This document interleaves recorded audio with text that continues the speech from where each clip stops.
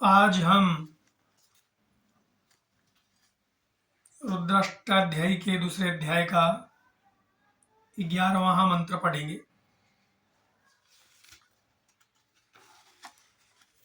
मुझे विश्वास है कि आप सबने अभ्यास किया होगा। हरि ओम ब्राह्मणो स्यमुखमासी बाहु राजन्याः क्रेताः ऊरो तदस्य यद्वैश्याः पद्भ्या गुंशूद्रो अजायत।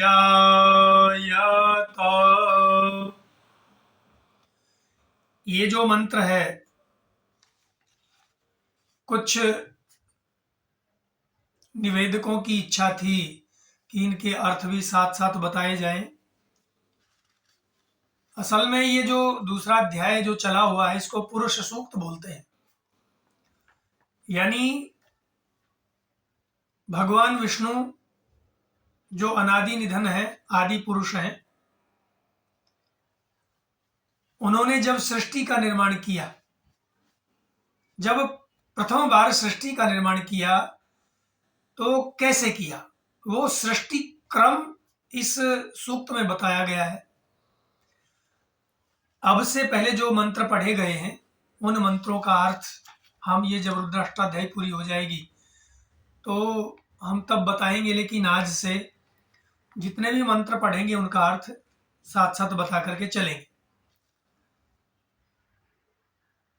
तो वो विराट पुरुष जिसके हजारों हाथ, हजारों पांव, जो अंतरिक्ष से लेकर के द्यूलोक और पृथ्वीलोक और सब पर समाये हुए थे, तो अब ये इस मंत्र में बताते हैं कि उस विराट पुरुष से ब्राह्मणों से मुखमासीद, उसके मुख से ब्राह्मण की उत्पत्ति हुई।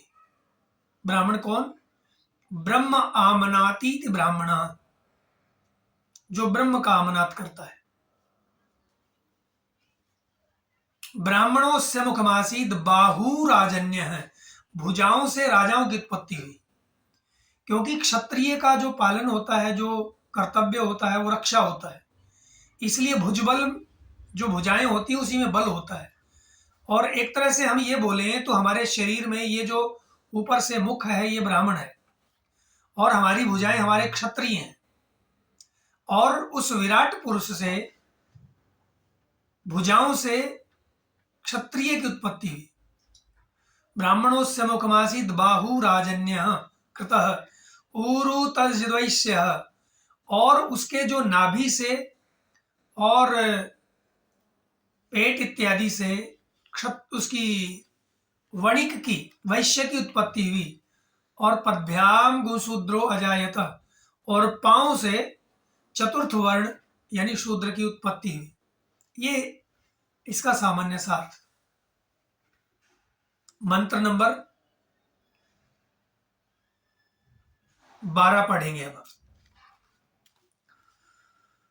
चंद्रमा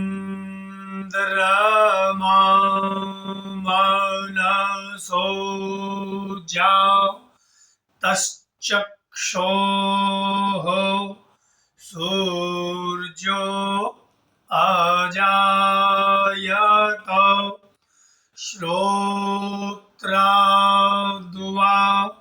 युश्च पराणश्च मुखा दग्निरजायत।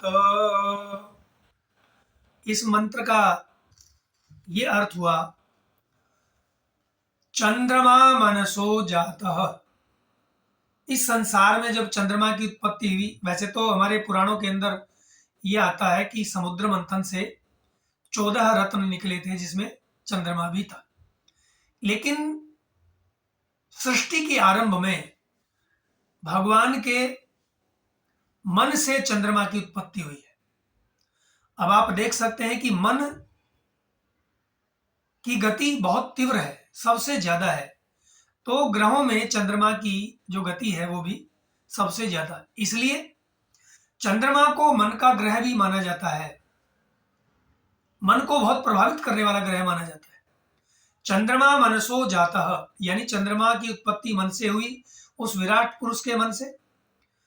सूर्यो चक्षुः सूर्यो अजायत, और अक्षोह आंखों से सूर्य की उत्पत्ति हुई, जो सबका तेज है, जो सबको प्रकाश देता है, सबको ऊर्जा देता है। श्रोत्राद्वायु, और श्रोत्रों से वायु की उत्पत्ति हुई। प्राणश्च मुखादग्निरजायत, और मुख से अग्नि की उत्पत्ति हुई। ये था मंत्र नंबर 12। अब हम पढ़ेंगे मंत्र नंबर 13। नाभिया आसीदन्तरिक्षगुं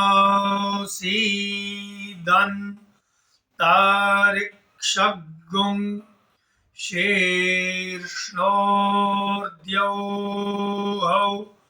समवर्तत पद्भ्याम्भो निर्देशः श्रोत्रात् तथा लोकान् अकल्पयन्। वो जो विराट पुरुष था इस समस्त सृष्टि में, जिसका कोई और था न छोर था, जिसका द्युलोक में यानी स्वर्ग लोक में जिसका मस्तक था, और अंतरिक्ष लोक में जिसकी नाभि थी। तो अब ये बताते हैं इस मंत्र के अंदर, मंत्र नंबर 13 में, नाभ्या आसीदंतरिक्ष गुं, यानी उसकी नाभि प्रदेश में अंतरिक्ष था। शीर्ष्णोर्द्यौः, और उनका जो सिर था वो निश्चित रूप से द्युलोक में था, स्वर्ग लोक में था। समवर्तत पदभ्याम भूमिर्दिशः, जिनके पांव में, चरणों में ये भूमि थी। श्रोत्रा तथा लोकान अकल्पयन्, और उनके जो श्रोत्र थे, वो कान थे, वो सभी लोकों में थे। ये इस मंत्र का अर्थ। मंत्र नंबर 14 पे चलेंगे। जत्पुरुखेण हविखाव देवाव यज्ञमतन्वतो वसन्तोऽस्य सीदाज्यं ग्रीक्म इद्धमः शरद्धाभिः। अब ये बताते हैं, जत्पुरुखेण हविषा देवा यज्ञमतन्वत,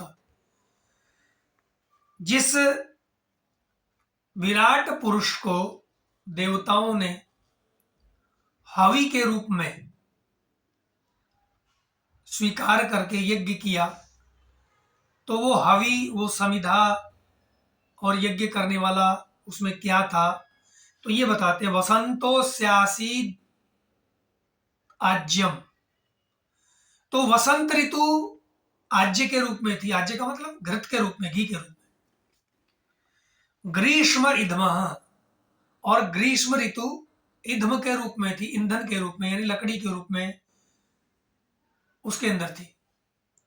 और शारद्धावी ही, शरद ऋतु उसमें हवि के रूप में थी, हविषान्न के रूप में थी, या चुरु के रूप में थी। जो चरु होती है उसके अंदर जो सब डाली जाती है। अगला मंत्र पढ़ेंगे, मंत्र नंबर 15। सप्तास्यासन परिधाय श्रीः सप्त समिधः क्रेताः देवा यद्यज्यन्तन् वाना आबध्नन् ओरोखं पशोम। इस मंत्र में ये बताया गया है कि सप्तास्या सन परिधय स्त्री है, उसकी 3 परिधियां रही। सप्त समिधा 7 समिधाएं रही और उस प्रकार से उन्होंने देवा यद्यजियन तन्वाना देवताओं ने वो यज्ञ पूरा किया। आबधनन पुरुषम पशुम उस विराट पुरुष रूपी पशु का बंधन करके देवताओं ने ऋषियों ने उस सृष्टि के निर्माण का वो यज्ञ किया।